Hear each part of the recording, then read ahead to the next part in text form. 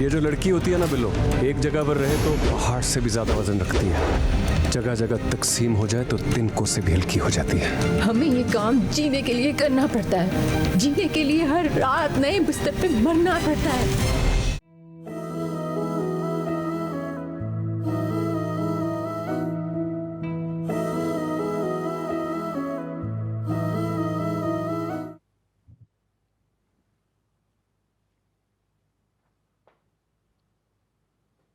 राहिल, मुझे तुमसे बात करनी है। मुझे तुमसे कोई बात नहीं करनी है, मुझे नींद आ रही है, सोना है मुझे। मैं जब से आई हूँ तब से नोट कर रही हूँ, तुमसे बात ही नहीं कर रहे। क्या हुआ है? मुझे तुमसे ऐसी उम्मीद नहीं थी मीना। मैंने किया क्या है? अच्छी तरह जानती हो तुम कि तुमने क्या किया। राहिल प्लीज मुझे बताओगे कि हुआ क्या है? बारी का रिश्ता पक्का हो गया। इस बात का जिक्र तुमने मुझसे अब तक नहीं किया। वो तो ये बात है राहिल, सब तो तुम्हारी आंखों के सामने हुआ है। बारी किस तरह से घर छोड़ के गया था। डैड इन सब ने मुझे अचानक ही परीक्षा के घर ले गए। रिश्ते यूं अचानक नहीं जुड़ते हैं मिनाल। तुम एटलीस्ट मुझे तो बता ही सकती थी ना। तुमने तो मुझे भी गैर रहम कर दिया। राहिल प्लीज मुझ पे यकीन करो, अपने डैड ने सिर्फ बात की है। मैं इतने दिनों से तुमसे बात करने की कोशिश कर, मुझसे बात ही नहीं कर रहे हो। तुम मुझे एक फोन तो कर ही सकती थी ना मिनाल। मैं तुम्हारी मजबूरी को समझता। अगर तुम इस घर को अपना समझती ना तो कभी ऐसा नहीं करती। राहिल तुमने मुझसे कहा था शादी से पहले कि नाया और बारी की वजह से हम दोनों के रिश्ते में कोई फर्क नहीं आता। हाँ तो मैं आज भी अपनी बात पर कायम हूँ और मैं भी नहीं चाहता हूँ कि बारी और इनाया की शादी हो। बात को ना थोड़ा सा समझो। अगर तुम्हें इस घर वालों की परवाह होती ना जरा से भी तो तुम मॉम और डैड को कॉन्फिडेंस में लेती, उनसे डिस्कस करती है सब करने से पहले। राहिल अगर तुम्हें मुझ पे ट्रस्ट नहीं है तुम डैड से पूछ लो। बारी की बात पक्की हुए काफी दिन गुजर चुके हैं और तुम मुझे अब बता रही हो ये बात। चाचू डैड को ये बात बहुत पहले ही बता चुके हैं। राहिल मैं तुमसे क्यों छुपाऊंगी? क्योंकि तुम अपने भाई की मोहब्बत में अंधी हो चुकी हो, इसलिए तुम्हें किसी का ख्याल नहीं रहा है। एक बात मेरी ना याद रखना, तुम मेरी बहन में कोई कमी नहीं है जो तुम उससे इतना इनसिक्योर होती रहती हो। लाइट ऑफ कर दो यार, नींद आ रही है मुझे, सोना है। टाइम नहीं है मेरे पास इतना फालतू।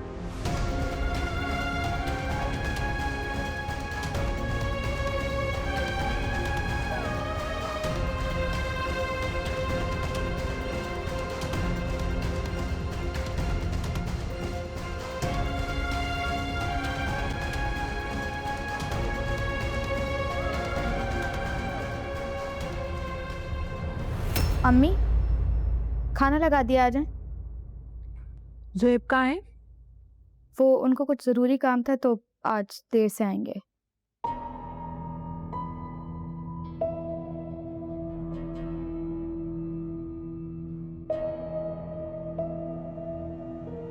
उस दिन तुम लोग बिना बताए अचानक कहाँ चले गए थे? अम्मी वो एक्चुअली ज़ुहेब ने डॉक्टर का अपॉइंटमेंट लिया था तो मैंने कहा भी था कि आपको बताते हुए चलते हैं, तो उन्होंने कहा कि बहुत मुश्किल से डेट मिलती है, टाइम नहीं है, रास्ते में बता देंगे। आपको कॉल भी की थी, आपने कॉल रिसीव नहीं की।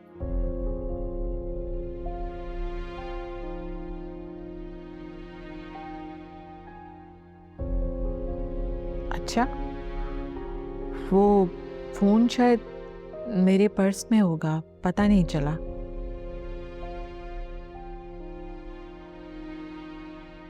तुम्हारी तबीयत ठीक है क्या? जी अम्मी तबीयत तो ठीक है। वो एक्चुअली सुहेब मेरे पैरों का इलाज करवा रहे हैं। मैं चाहती थी कि आपको ये न्यूज़ बताऊं, लेकिन सुहेब ने कहा कि पहले डॉक्टर से मिल लेते हैं, और फिर मैं भी थोड़ी सी नर्वस थी। डर लग रहा था कि कहीं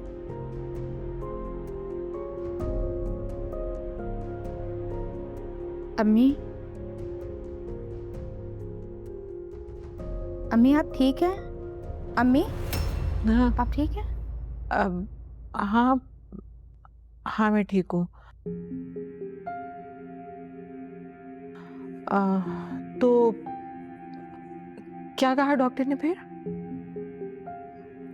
कुछ नहीं, ट्रीटमेंट स्टार्ट हो गया है।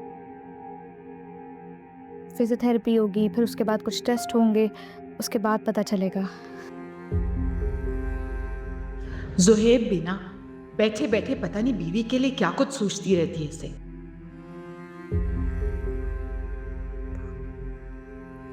मुझे तो यकीन ही नहीं आ रहा कि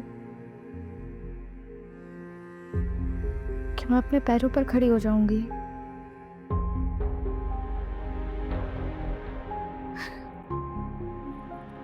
एक्साइटमेंट में कुछ समझ ही नहीं आ रहा मुझे अम्मी।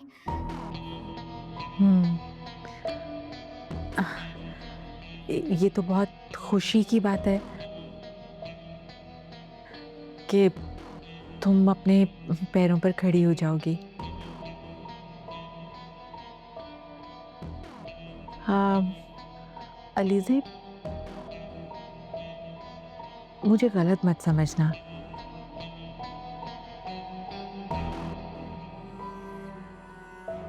लेकिन जो बात मैं कह रही हूँ वो तुम्हारे भले के लिए ही कह रही हूँ। हाँ, जहाँ तक मैं जानती हूँ ना, ये इस चीज़ का कोई इलाज मुमकिन नहीं लगता मुझे।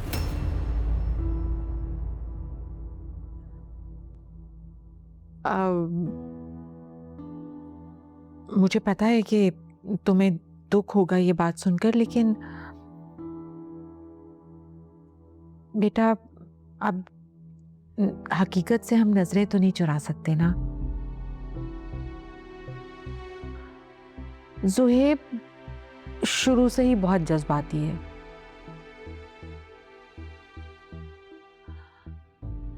अब डॉक्टर्स का तो काम है टेस्ट पे टेस्ट करवाते रहना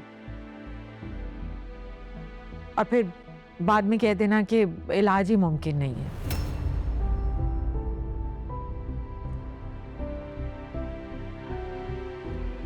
देखो ना, अगर इलाज मुमकिन होता तो डॉक्टर्स कुछ बताते ना। अब आजकल तो डॉक्टर्स कम और कसाई ज्यादा बन गए। पहले टेस्ट करवाते रहते हैं और फिर बाद में बेटा खामखा में पैसा और वक्त बर्बाद करने की क्या जरूरत है।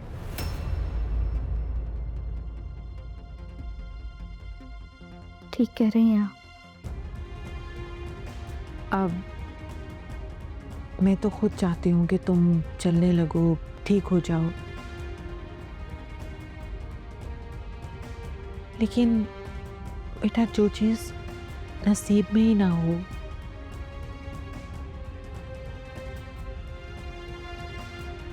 उसके बारे में उम्मीद लगाने का क्या फायदा। खामखा बाद में दिल टूट जाता है।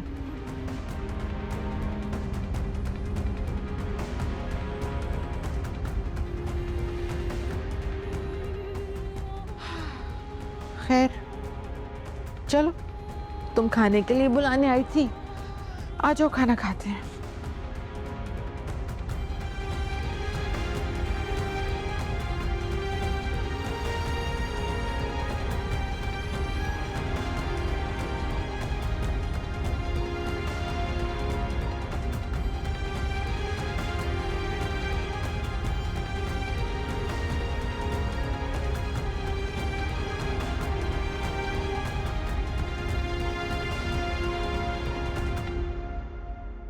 जी जी जी जी कमाल भाई।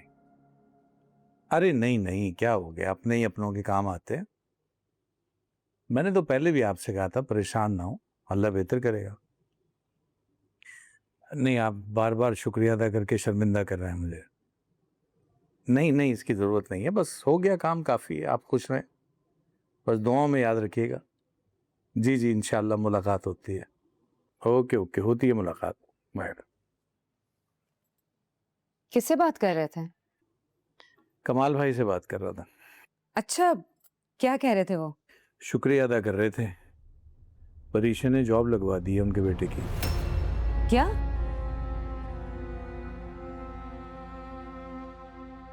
अच्छा, चलिए, ये तो बहुत अच्छी बात है, उसने आपकी इज्जत रख ली। मैं तो पहले ही तुमसे कह रहा था, तुम्हें बस मानने को तैयार नहीं थी। खैर, परीक्षा आपको जितनी इज्जत देती है वो मुझे अच्छी तरह मालूम है। अम्मा जान ने जोर दिया होगा तो ही उसने किया, वरना वो आपकी कितनी इज्जत करती है वो हम सबको अच्छी तरह पता है। वैसा फिर भी बात तो मेरी ही रखी ना उसने।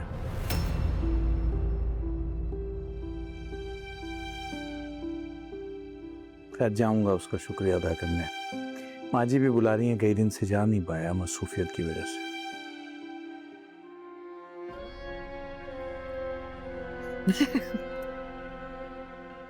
क्या हुआ, क्यों हंस रही हैं?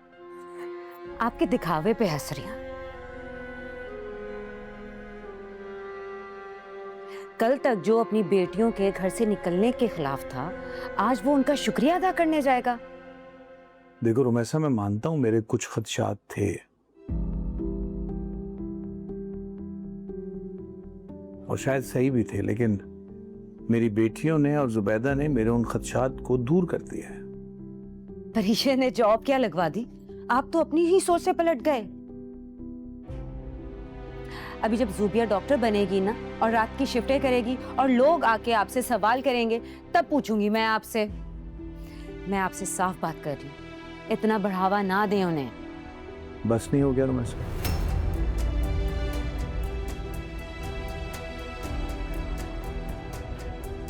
बस कर दो रुमैसा।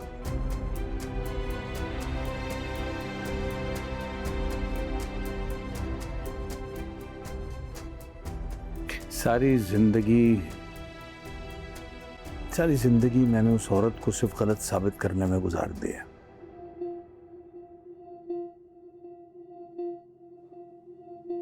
और हुआ क्या? मुझे अपने ही मुंह की खानी पड़ी है।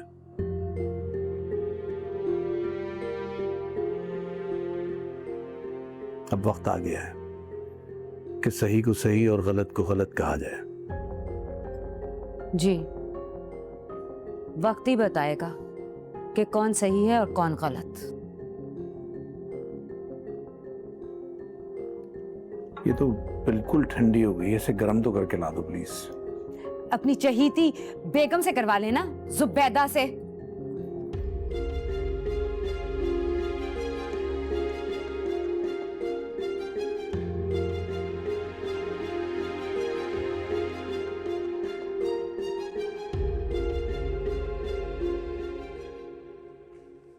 मिनाल, आप ही कैसी हैं? वो आई नहीं आपके साथ? बिल्कुल मजे में है। नेक्स्ट टाइम उसको बिल्कुल लेता हूँगा। तुम्हारी पढ़ाई कैसी जा रही है? अच्छी जा रही है। That's wonderful. आप बैठे, मैं दादी को बुला के लाती हूँ।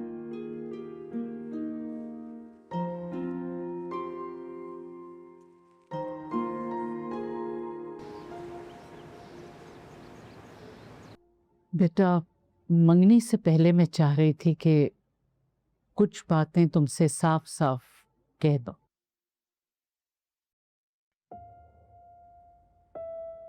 जब दो घरानों का मेल होने जा रहा होता है ना, तो बहुत अच्छा होता है कि हम एक दूसरे के बारे में अच्छी तरह जान लें। जी दादी, बिल्कुल बताएं। बेटा, परी के बाप की 2 शादियां हुई हैं। दूसरी शादी उसने बेटे की ख्वाहिश में की।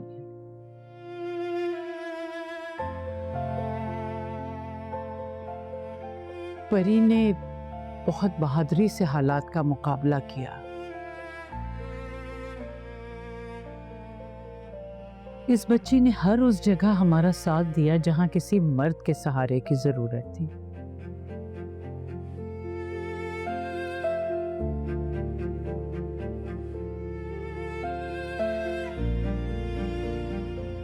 मेरी परी ने सब अच्छे बुरे हालात का बहुत डट कर मुकाबला किया है। बहुत बहादुर बच्ची है।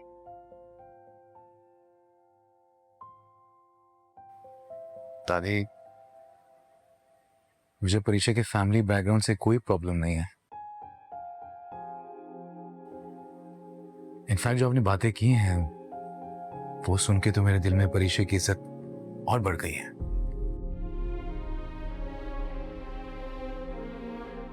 थोड़ी तल्ख हो गई है मगर दिल की बहुत अच्छी है। दादी, मैं परीक्षा की नेचर को अच्छी तरह समझता हूँ। बेटा बात कुछ और भी है। जी बोले। परी की एक जगह मंगनी भी हुई थी।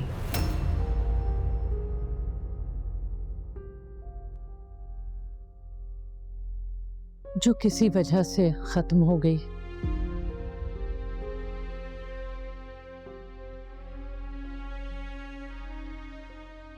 सच्चाई बताना हमारा फर्ज था। बाकी जो तुम फैसला करो बेटा।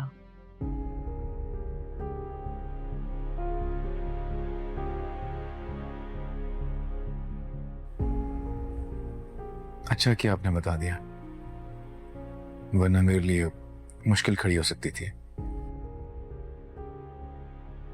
दादी, मैंने फैसला किया है कि मंगनी की जगह मैं सीधा शादी करूंगा।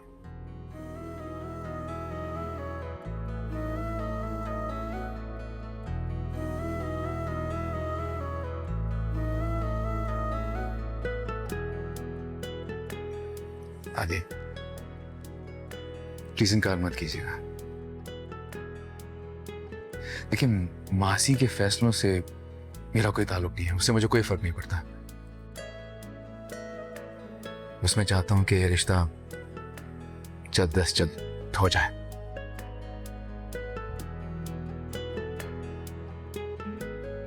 बेटा मुझे तुमसे यही उम्मीद थी।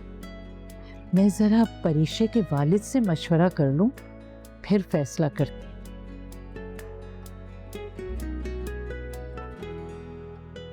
आपने डिस्कस करना है कर लें दादी, लेकिन प्लीज उन्हें मना लीजिएगा। मैं वादा करता हूं मैं परीक्षा की आंखों में कभी आंसू नहीं आने दूंगा। हाँ हाँ बेटा, मैं अपनी पूरी कोशिश कर रही हूँ इंशाल्लाह।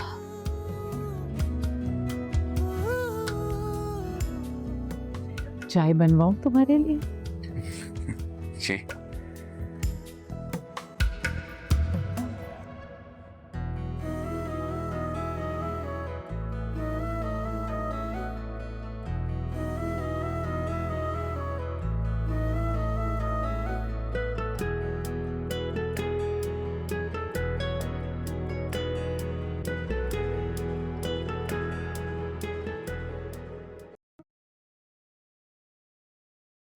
अलीज़े, मुझे गलत मत समझना, लेकिन जहाँ तक मैं जानती हूँ ना, इस चीज़ का कोई इलाज मुमकिन नहीं लगता मुझे।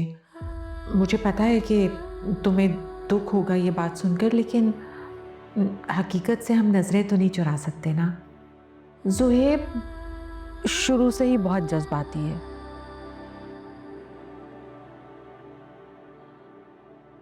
अब डॉक्टर्स का तो काम है टेस्ट पे टेस्ट करवाते रहना और फिर बाद में कह देना कि इलाज ही मुमकिन नहीं है। देखो ना, अगर इलाज मुमकिन होता तो डॉक्टर्स कुछ बताते ना।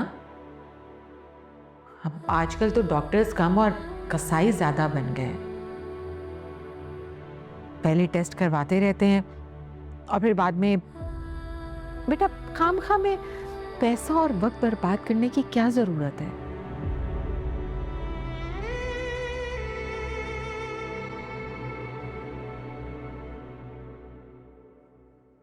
आप जल्दी आ गए। हाँ यार, मैंने फिजियोथेरेपिस्ट से बात की, टाइम ले लिया मैंने। मेरा ख्याल है थोड़ी देर में आ जाएंगी, तो आज एक्सरसाइज करनी है।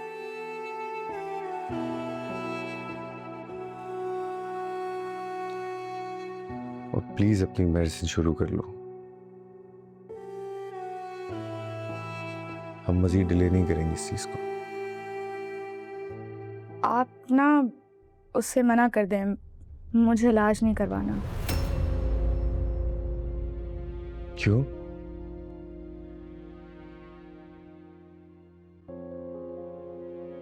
किसी ने कुछ बोला?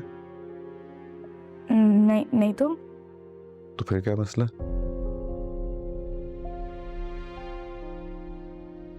कोई मसला नहीं है, बस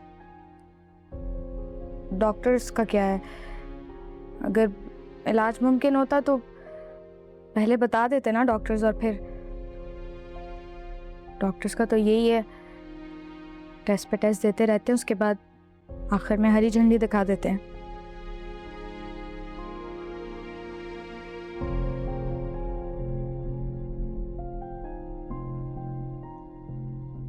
आप हंस क्यों रहे हैं? क्योंकि मुझे पता है ये सब किसने बोला है तुम्हें। अम्मी ने बोला ना।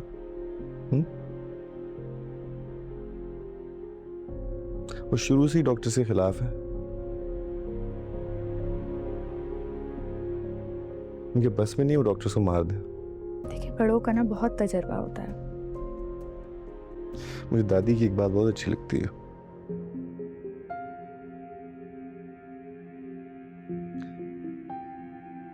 अभी अम्मी की जगह वो होती ना तो तुम्हें हौसला देती। हालांकि इतने पुराने दौर की, लेकिन उनकी सोच बिल्कुल आजकल के जमाने की है। ठीक कह रहे हो। अब्बू तो हम बहनों की तालीम के खिलाफ थे हमेशा, दादी ने सपोर्ट किया हमें।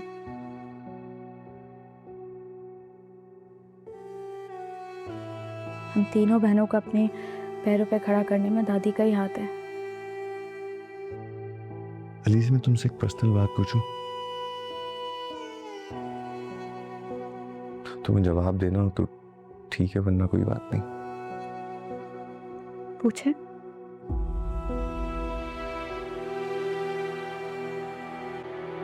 डॉक्टर्स ने तुमने ऑपरेशन का कहा था, क्यों नहीं करवाया?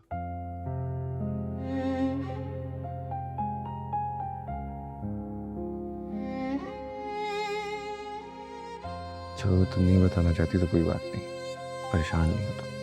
नहीं नहीं, ऐसी बात नहीं है।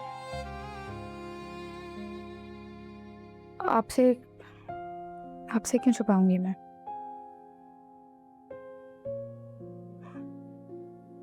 दरअसल मेरी अम्मी के इतने वसाइल नहीं थे।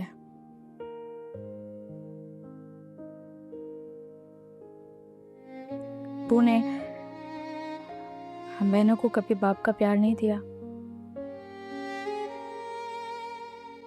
बेटा चाहिए था ना उन्हें, तो उन्होंने दूसरी शादी कर ली। उसके बाद अपनी फैमिली में वो इतना मगन हो गए कि तीनों बहनों की जिम्मेदारी अम्मी पर आ गई।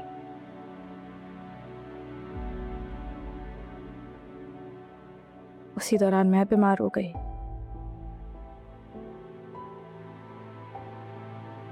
अम्मी के पास पैसे नहीं थे मेरे इलाज के लिए।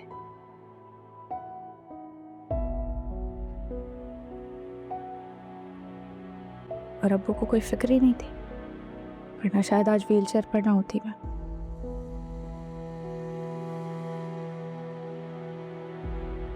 अम्मी ने हर मुमकिन कोशिश की मेरा इलाज करवाने की, पर वो नहीं करवा पाई।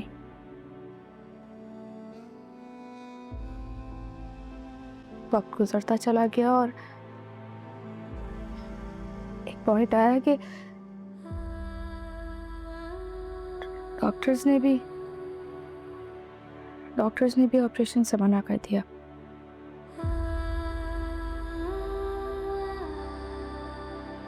मेरी अम्मी ने जॉब करके बहुत मेहनत से पाला है हमें।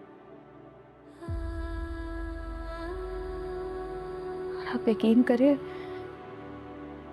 उन्होंने कहाँ कहाँ नहीं धक्के खाए मेरे इलाज के लिए, लेकिन सॉरी एलिजा। आप क्यों सॉरी कर रहे हैं? मैं तो बस सच बता रही हूँ।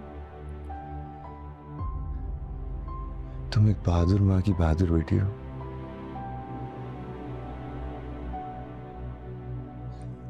और तुम्हें ना हिम्मत नहीं हारनी।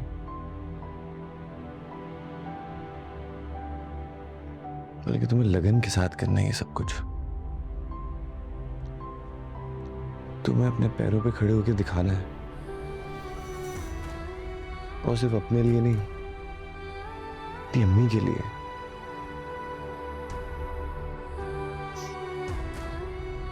हिम्मत नहीं आने तुमने बस।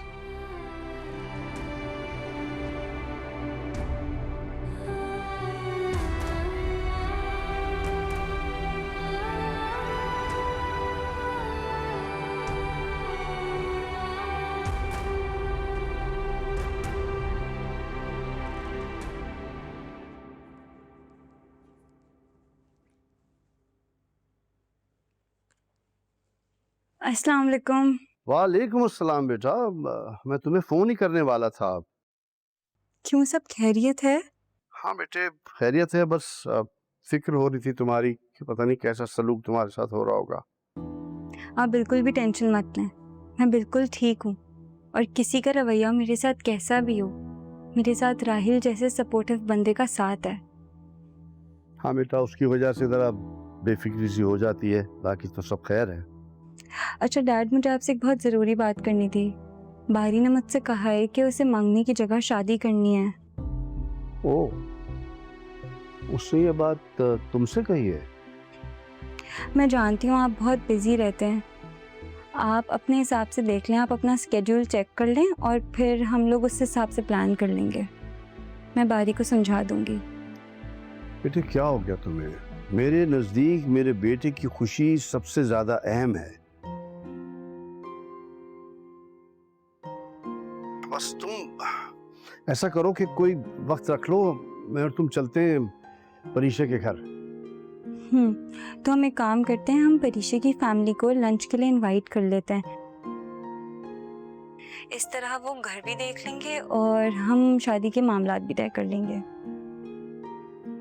ठीक है बेटा, तुम वक्त निकाल के उनको बुला लो, शादी की डेट भी हम फिक्स कर लेंगे ना फिर। जी डैड, आप बिल्कुल भी टेंशन मत लें, मैं सब संभाल लूंगी। अच्छा बेटा सुनो, भाई साहब तो मेरा फ़ोन अटेंड नहीं कर रहे, तुम भाभी साहबा को फ़ोन करके बता दो शादी के बारे में। वो ये ना समझे कि अब वो लेफ्ट आउट फील करेंगी ना, हम इग्नोर कर रहे हैं उनको, ये ना लगे उन्हें। जी डैड, अल्लाह हाफ़िज़। अच्छा बेटा, खुदा हाफिज़।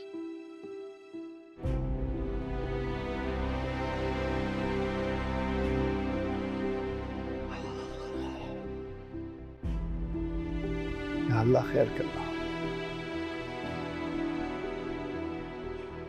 बारी बेटा, चल आप मुबारक। अगर तुम रिश्ते की बात फिलहाल के बजाय मुझसे करते तो मुझे ज़्यादा खुशी होती, बट एनीवेज कंग्रेचुलेशंस। अल्लाह खुश रखे तुम्हें। थैंक्स।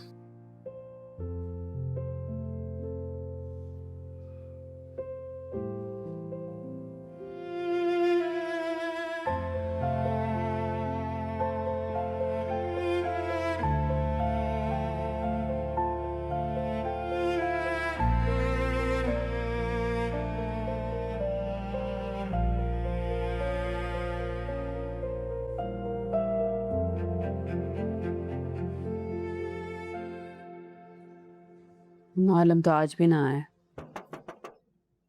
क्या करूं बेटा, मैं तो फोन कर करके थक गई। रोज कह देता है कल आऊंगा आ जाऊंगा, बस यही करता रहता है। वैसे भी काफी दिन गुजर गए आए हुए। अम्मा आए घर पे? मेरा ख्याल है।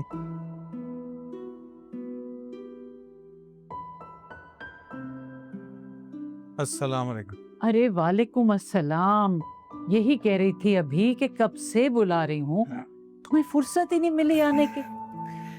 अरे नहीं, बस कोशिश तो कर रहा था, एक हफ्ता हो गया कोशिश करते करते। अरे बेटा, बराबर में ही तो घर है, कोशिश करते तो आ भी जाते। अरे बाबा, आप अपनी नाराजगी दूर कर लें, अब आ तो गया ना मैं। अच्छा वो किधर है परी? उससे मिलने के लिए आया हूँ। दफ्तर गई भी है, आती होगी।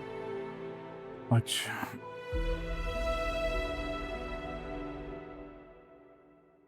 वालेकुम अस्सलाम। ये भी तो मैं तुम्ही से मिलने आया था, तुम्हारा शुक्रिया अदा करना था।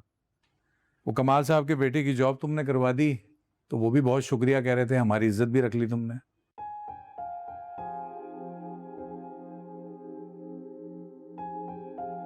तो बस जिदी रहो, खुश रहो।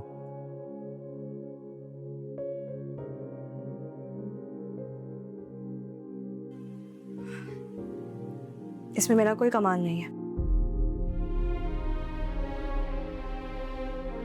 उस लड़के के अंदर बहुत काबिलियत थी, इस वजह से उसको वो जॉब मिली है।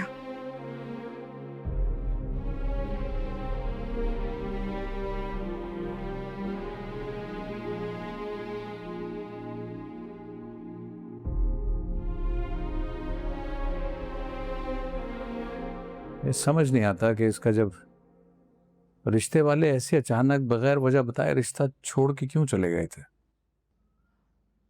बस बेटा, हर काम में अल्लाह की कोई मसलहत होती है, और कहते हैं ना कि एक दर बंद होता है तो दूसरा खुलता है। अब इसी सिलसिले में तुमसे बात करना चाह रही थी। माशाल्लाह परी का रिश्ता आया है।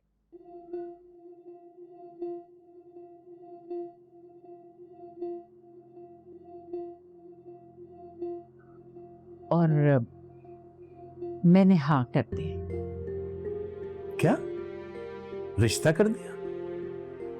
मजान, मुझसे पूछे बिना आपने कैसे हाँ कर दी?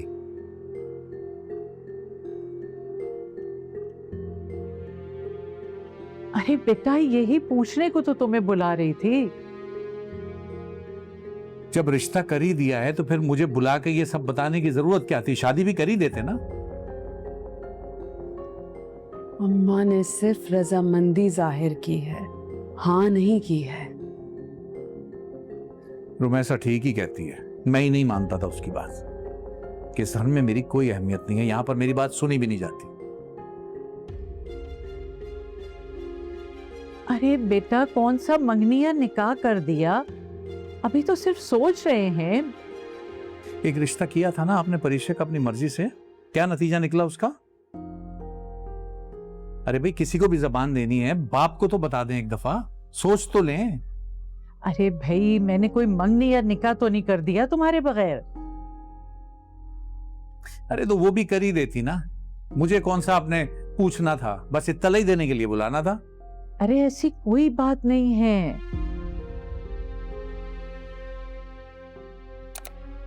अच्छे रिश्ते रोज रोज नहीं आते।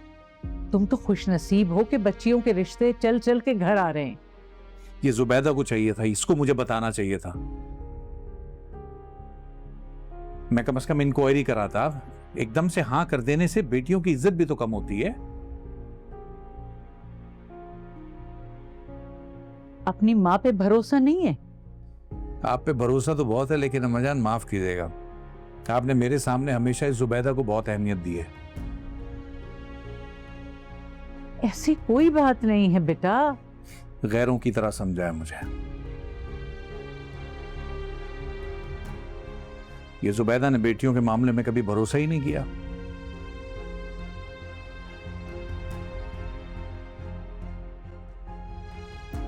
बेटियों को भी अलग पट्टियां पढ़ाती है। ठीक है, जो कर लिया सो कर लिया, कर लो शादी मेरे बगैर। अब आलम, आलम,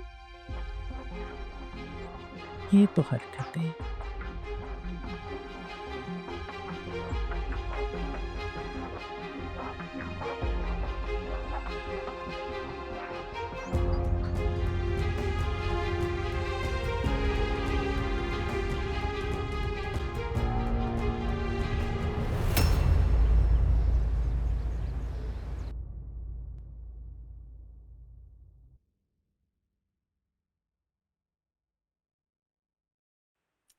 गुस्सा करने के बजाय ना आपको खुश होना चाहिए। अब्बा आए थे, कितने खुश थे वो आपसे। हाँ, लेकिन इसके साथ वो ये भी बता गए कि हमारी क्या अहमियत है।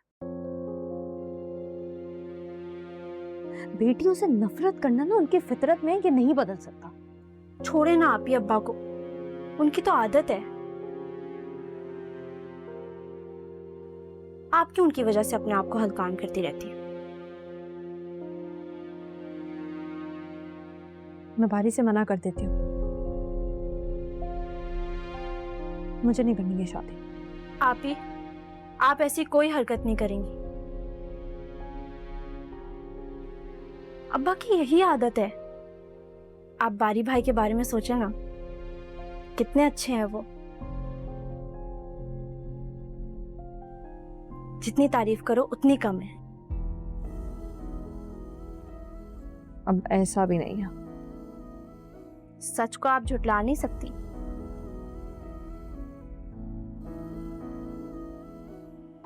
बारी भाई जैसा इंसान ही आपको डिजर्व करता है।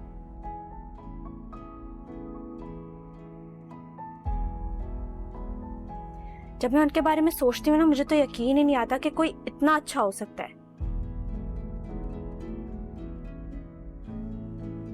कितने मुख्तलिफ है वो। जब दादी ने अब्बा की दूसरी शादी के बारे में बात की ना, मैं तो बहुत शौक में चली गई थी कि पता नहीं उनका क्या रिएक्शन होगा।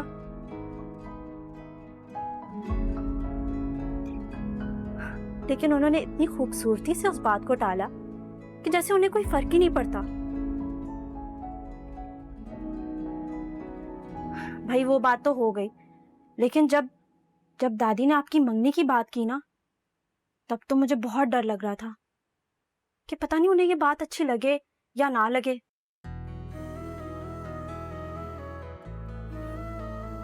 लेकिन उन्होंने आपकी मंगनी का सुन के सीधा शादी की बात कर दी।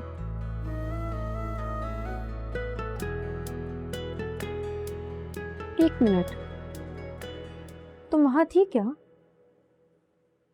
नहीं, मुझे तो मेरे इस कमरे तक आवाज आ रही थी। तुम मेरी जासूसी कर रही थी? इसे कहते हैं ट्रस्ट। देखिए, दादी ने बारी भाई को सब कुछ बता दिया, लेकिन उन्हें इस बात से कोई फर्क नहीं पड़ा। अल्लाह करे ये ट्रस्ट हमेशा ऐसे रहे। आमीन, हमेशा रहेगा।